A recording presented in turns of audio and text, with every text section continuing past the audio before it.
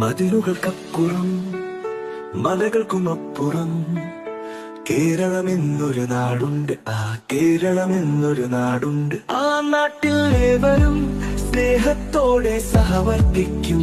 മതങ്ങൾ കൂച്ചുവിലങ്ങില്ല, ജാതി തീവ്രത ഒന്നുമില്ല.